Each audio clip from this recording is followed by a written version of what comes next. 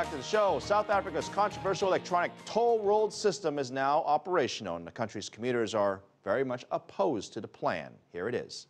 To avoid the $50 a month usage fee, drivers are now turning to non-tolled roads, and of course that leads to very heavy traffic. The government claims that the tolls are necessary, but citizens say that they've been taxed way too much already. For more on the uproar in South Africa over the tolling program, Cedric Muhammad, Chief Economist of COMCAST Consulting. Welcome to Biz Asia America. Look, this isn't surprising that people don't want to pay for the tolls and they don't want to pay the taxes. Nobody wants to pay for anything anymore in this world, whether it's a bridge, a tunnel, any big infrastructure project. This is the new way of paying for stuff. It's not just in South Africa. Is this the wave of the future, basically?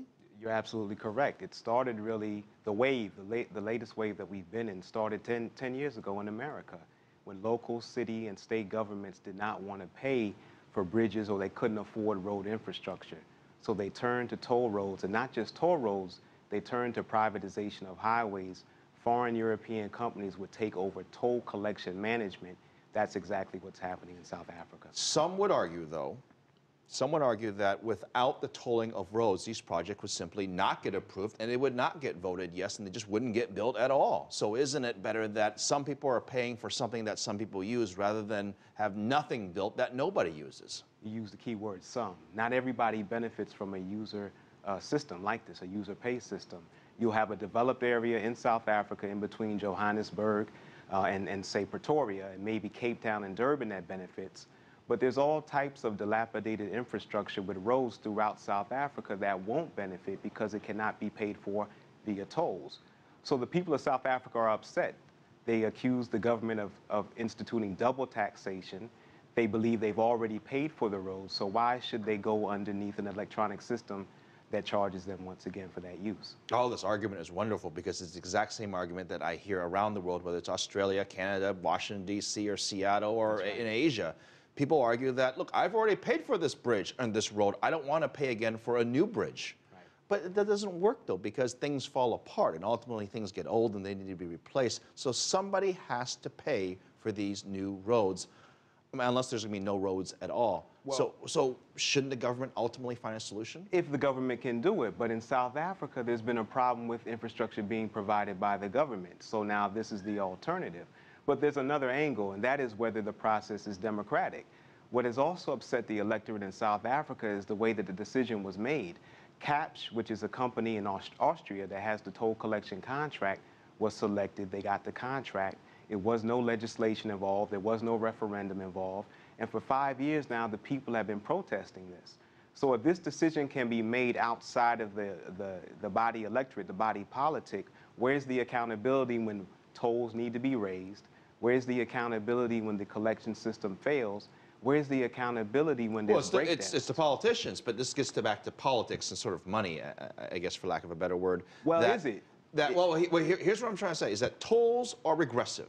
It hurts the people, Sure. most likely the poor people, more than the rich people, because it's a larger proportion of their income. Therefore, it's regressive. How does that impact politics in South Africa? Well, you make a great point. $50 a month is nothing to sneeze at, particularly when the rand, the South African currency, is plummeting. When you have the economy being downgraded, yes, it does hurt the poor and the working class more. But back to the question of accountability. The people who own these toll collection companies are not the electorate and not the elected officials. So you have investors in the United States, individuals that I may advise, who actually have more say over what is the direction of road infrastructure in South Africa than the government. We'll see by the end of January whether this is effective. COSATU, the churches, the unions are protesting, and they're trying to keep the government from achieving its goal of 2 million people signing up for the system. Does this affect politics in South Africa? Absolutely, absolutely, because if this works, then you'll see a toll road in Durban, you'll see a toll road in Cape Town, and then you'll see one in neighboring Zambia. Zambia is already looking at this route. Now, I have to play devil's advocate here because it's just you and I, but lots of things user pays, right? Look, the airport, who pays for the airport? People who use the airport pay for the airports in general. Ports, so I can go on and on about the things that we pay for, that we use. So some would argue that, what's wrong with that? You use it, you pay for it. Well, will it be broad-based?